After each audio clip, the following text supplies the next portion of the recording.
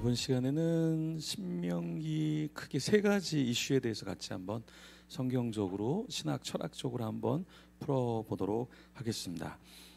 여기에 보면은 신명기 그러니까 모세오경의 언약 신약이라는 게 관통되죠.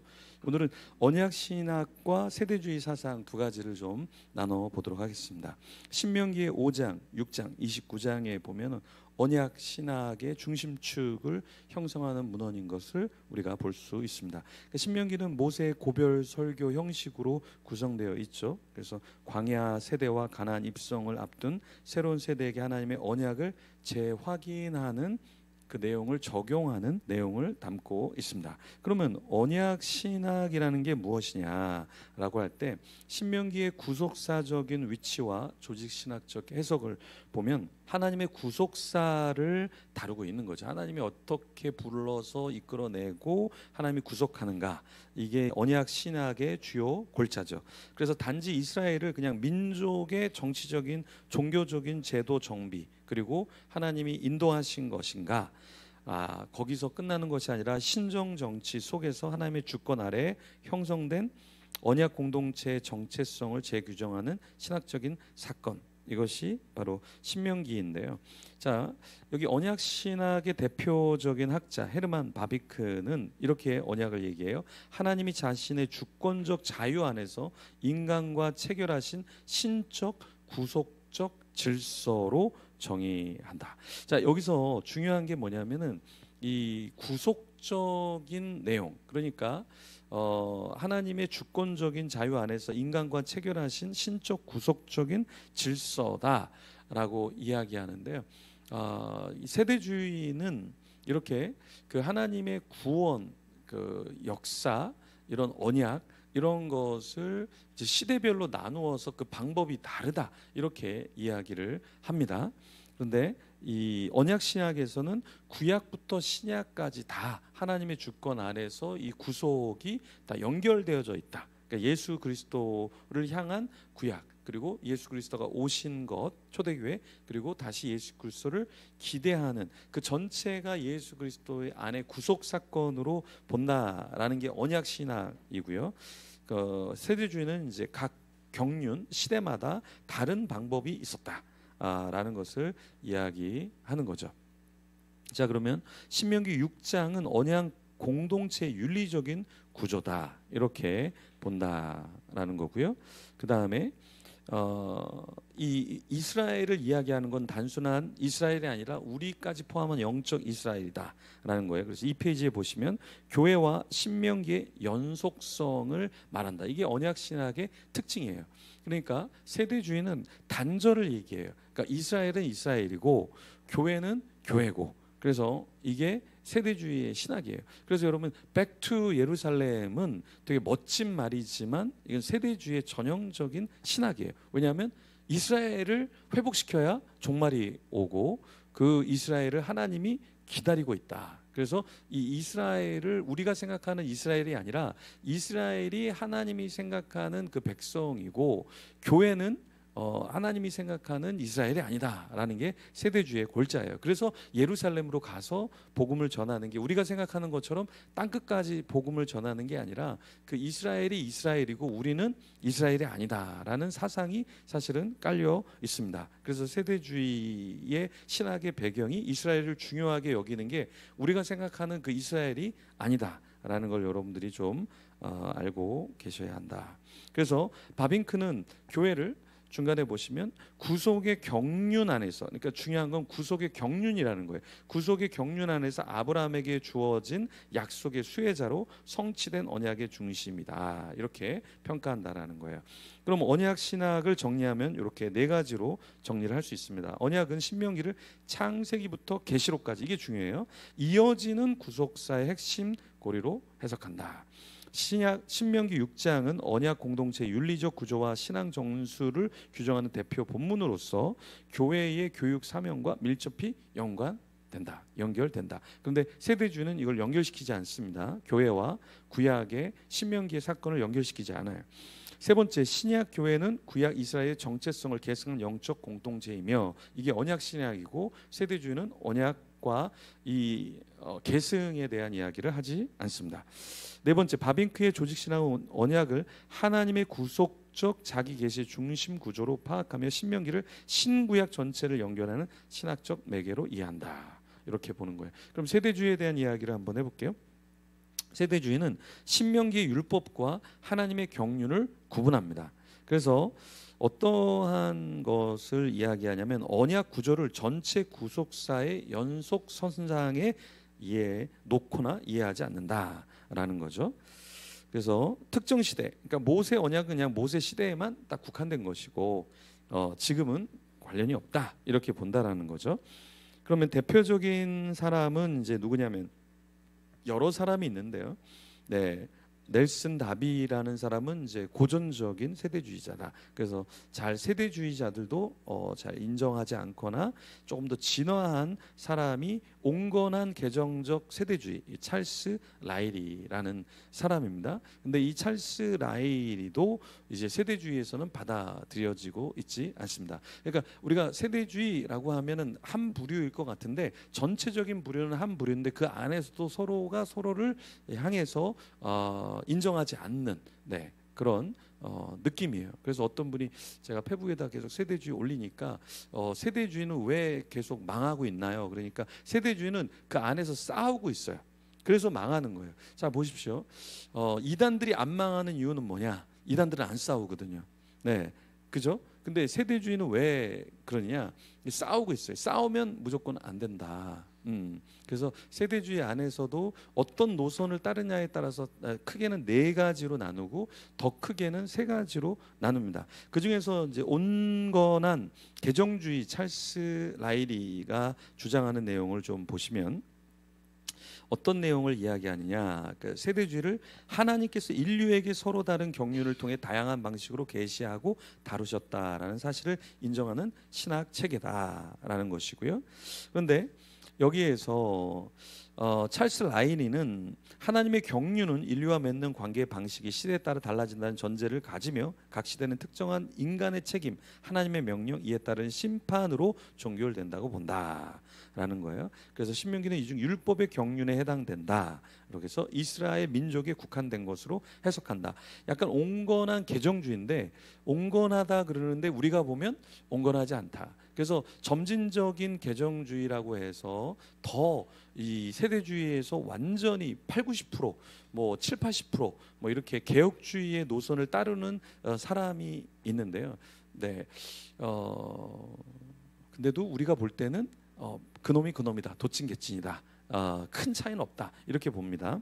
그래서 세대주의의 핵심 원리는 보면은 첫 번째는 교회와 이스라엘의 구분이 있어요. 교회와 이스라엘 서로 다르다 이렇게 본다라는 거고요. 쭉 내리시면 두 번째는 세대주의 종말론은 시한부 종말론이 있고 게다가 휴거가 돼요. 그러니까 세대주의 종말론을 따르면 여러분들 그냥 편하게 밥 드시면 됩니다. 왜냐하면 종말 전에 다 올라가거든요. 그러니까 세대주의 종말론자가 아닌 사람들은 여기 남아요, 그죠? 근데 세대주의 종말론자는 그냥 다 휴거되는 거예요. 예. 믿는 사람은 다 휴거되는 거예요. 그러니까 종말론적인 긴장이 1도 없는 거예요. 왜냐? 뭔가 교통사고 일어날 것 같아요? 그럼 슉 사라지는 거예요. 세대주의는 그런 식의 종말론을 펼친다는 거죠. 그래서 세대주의 종말론은 전혀 긴장이 없는, 그러니까 하나님이 택정한 사람은 피할 길을 내신다 그랬잖아요. 그러니까 피할 길을 내시니까 종말에 한 명도 다치는 사람이 없다. 예. 그래서 세대주의 종말론은 이런 휴거설을 주장하는 거죠. 그리고 문제는 문자주의인데 문자주의가 나쁜 건 아닙니다. 그러니까 문맥을 중심으로 문자로 해석한다라는 건데 상징도 어떠한 예언도 그냥 다 문자적으로 푼다는데 의미가 어려운 거죠. 우리가 예를 들어서 이런 거죠. 아빠가 아들한테 문 닫고 나가. 그러면 세대주의는 문을 닫고 나가려고 해야 된다는 거예요. 왜? 아빠가 문을 닫고 나가라 그랬잖아요. 그러니까 그게 어떤 상징이나 의미가 중요한 게 아니라 문자적으로 문 닫고 나가라고 했으니까 문 닫고 나가야 된다. 이게 세대주의예요. 그래서 세대주의는 모든 것을 다 문자로 풀어버려요. 그러니까 그 문자라는 게 우리가 생각하는 그 문자가 아니라 그냥 의미를 어떤 상징이나 해석이 중요한 게 아니라 이거를 항상 동일하게 해석해야 된다. 그래서 사실은 좋은 의미도 있지만 이 세대주의 문제는 문자주의 해석을 따른다라는 것이 안타까운 일이다. 그래서 계시록의 천년을 실제 천년이라고 이제 딱 보는 거예요. 그래서 자 1초부터 시작해서 천년이 될 때까지를 천년으로 본다. 이게 세대주의 해석이죠. 그럼 세대주의 신학을 정리하면 세대주의는 신명기를 율법의 경륜 속에 속한 조건적인 언약으로 해석하면서 특정 시대 이스라엘에게만 유효한 체계다 이렇게 본다라는 거예요. 찰스 라일리에 따르면 경륜은 하나님의 시대별 통치 방식이며 신명기는 그중 하나의 국면이다. 교회와 이스라엘은 본질적으로 구별되며 신명기의 법조항은 교회 시대의 성도들에게 직접적인 윤리나 제도로 적용되지 않는다. 이렇게 해석한다는 거예요. 그러니까 신명기의 축복과 저주는 교회의 사명이나 존재 방식과는 무관하다. 이스라엘 민족의 역사와 예언적 운명을 계시하는 자료로 간주된다. 그래서 이스라엘에 국한된다. 이렇게 보는 거죠. 다섯 번째, 종말론적으로 신명기의 언약은 이스라엘 회복과 문자적 천년 왕국의 도래와 연결된다.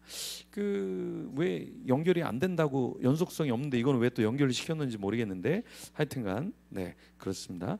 그러면 세대주의를 조금 보면 이 분파가 있다. 고전적인 세대주의는 존 넬슨 다비라는 사람이고요. 스코필드 성경도 세대주의적 사관에서 적혀진 거예요. 네네. 예, 우리 여기에 우리 나나 간사님이 속해 있나 봐요. 자기의 부류다 이렇게 계속해서 재채기를 하면서 사인을 주고 있습니다. 두 번째 이제 개정 세대주의는 누구냐면 금방 얘기한 찰스 라일리. 개정이라고 하는데 별반 고전적인 세대주의와 차이는 있긴 하지만 큰 차이는 없는 것처럼 보입니다. 그리고 존 월브르드라는 사람이 있는데요. 약간 이 사람들은 좀 중도를 걸으려고 많이 노력을 했는데요. 그런데도 개정 세대주의는 고전 세대주의와는 큰 차이를 보이고 있지는 않다. 그럼 조금 더 차이를 보이려고 한 사람이 점진적인 아주 개혁적인 이제 세대주의인데요. 크레이크 블레이징이라는 사람하고 데럴 보크라고 하는 사람인데 이 데럴 보크를 번역한 분이 어떻게 했냐면 데럴 박이라고 번역을 했습니다. 그래서 이 보크를 박으로 해서 이게 한국 사람인가 이렇게 오해하실 수도 있는데 절대 박이 아니다. 예, 보크다. 그래서 여러분들이 깜짝 놀라시면 안 됩니다. 어쨌든 데럴 보크가 세대주의자들에게는 굉장히 충격을 줬을 거예요. 그래서 왜 그러냐면 이 사람들은 점진적인 세대주의는 예수 그리스도 안에서 구약의 약속들이 부분적으로 성취되었음을 인정해요. 부분적으로 성취됐음을 인정해요. 예전에는 인정 안 했는데 해석학적인 연속성도 인정을 해요. 신학적인 융합성도 강조를 합니다. 그래서 진보적인 세대주의라고 이야기를 해요. 그래서 세대주의 안에서는 세대주의가 아닌 것처럼 개혁주의의 8, 90%, 7, 80%뭐 이런 식으로 이 개정이 됐다라고 보시면 돼요. 그러니까 여러분들이 웨슬리가 감리교 그러니까 웨슬리와 이 조지 히필드랑 신학이 다를 것 같은데 웨슬리의 신학을 펼쳤을 때 조지 히필드가 엄청 공격하거든요. 그러니까 나중에 어떻게 되냐면 조지 히필드랑 거의 흡사해져요. 그래서 감리교의 신학이 우리가 칼빈과 다를 거라고 생각하는데 보시면 깜짝 놀랄 정도로 하나님의 은총에 대해서도 이야기를 하고 여러 가지 면에서 굉장히 장로교회적인 신학이 많다. 거의 8, 90%는 비슷하다. 이렇게 보실 정도로 웨슬리의 신학이 바뀝니다, 여러분. 네, 그러니까 항상 신학은 바뀌게 돼 있다. 왜냐하면 이 바르트도 처음에는 굉장히 만인 구원선, 만인 제사장설 이렇게 얘기하면서 이 구원에 대해서 굉장히 많이 열어놓은 것처럼 하는데 공격을 엄청나게 당합니다. 그래서 후기의 바르트의 작품을 보면 만인 보편적인 구원론을 지지하지 않는다라는 내용이 나와요. 그러니까 공격을 당하면 사람들은 조금씩 수정합니다. 그러니까 이단들도 공격당하면요 조금씩 수정해요. 그러니까 신천지도 거짓 교리가 있었거든요. 거짓 해도 괜찮다라는 교리가 있는데 그 공격당하면서 우린 그런 거 없어 라고 얘기하면서 더 이상 그것을 모략 교리를 사용하지 않습니다. 근데 이제 신천지가 신천지 세미나 하라고 해서 이렇게 전화 와갖고 너네 아직 모략 교리 있지. 없습니다. 없습니다. 그래요? 그리고 또 누가 또 자기네 목회자 세미나 한다고 그래서 너네 그거 있지? 그러니까 네네 있습니다. 근데 저 사람은 없다 그러는데 그게 모략입니다. 뭐 이런 식으로 하는데 모략교리를 쓰면 안 돼요. 왜냐하면 법적으로 고소를 당했기 때문에 모략교리가 없다 그래서 모략교리를 그 사람들이 이제 더 이상 가르치지 않습니다. 그런데 그 안에서 전화를 해보면 네네 그 있었다 예전에 있었다라는 얘기를 솔직하게 이야기하는 사람도 있어요. 그러니까 거짓말하는 것이 그 이제 공격을 당하면 더 이상 할 수 없는 게 되는 것처럼 이 세대주의도 계속 공격을 받으니까 진화하기 시작했다. 근데 진화의 끝도 사실은 개혁주의가 볼 때는 좀 불만족스러운 부분들이 있습니다. 그 부분에 가장 중요한 게 변하지 않는 게 휴거설이라는 것. 네. 그리고 경륜이라는 것은 그 뼈대는 그 사람들이 부인할 수 없는 것이다라는 거 보시고요. 두 번째 종교적인 폭력과 전쟁 윤리인데요. 자크 데리다와 미로슬라브 볼프의 신명기 해석인데요. 자크 데리다는 이 헤렘이라는 게 죽이라는 명령이잖아요. 근데 여기에 대해서 자크 데리다는 언어와 폭력이다. 헤렘이라는 거는 굉장히 무서운 종교성을 갖고 있는 것이고 이것은 해체되어야 된다.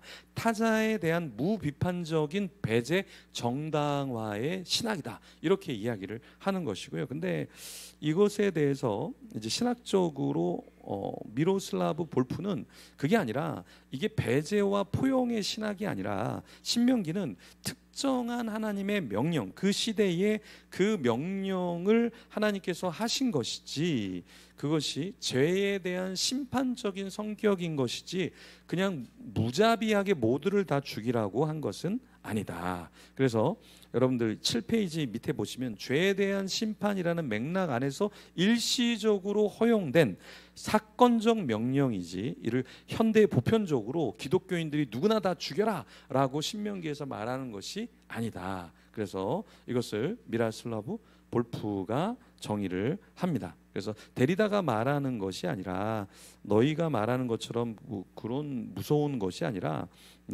하나님께서는 특정한 사건에 대해서 특정한 시기에 말씀하신 것이다 라는 거예요.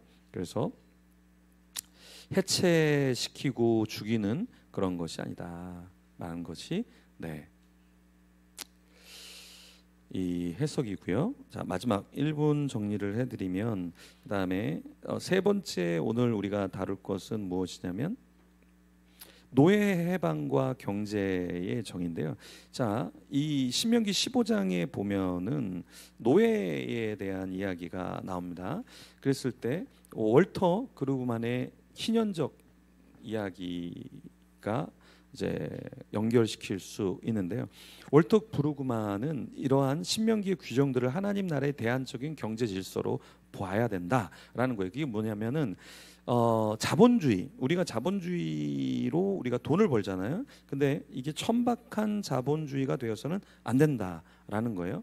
신명기 15장 24장에 드러난 노예 해방과 임금 노동자 보호 조항을 사회적인 약자에 대한 하나님 우선적인 옵션으로 읽어야 된다. 이게 9페이지 중간에 보시면 이게 나와 있어요. 그래서 신명기 15장 24장에 보면 가난한 자가 형제가 될 수 있으며 고용인은 학대받지 말아야 하고 곡식과 포도는 나그네 고아 과부와 함께 나눠야 한다. 이게 신명기의 사상이다. 그래서 희년적인 이 사상이 들어가져 있다라는 거예요. 그러면서 무엇을 말하냐면 자본주의적인 탐욕과 경계 없는 이윤 추구가 얼마나 하나님 나라 통치에 어긋나는가 이것을 이야기한다라는 거죠.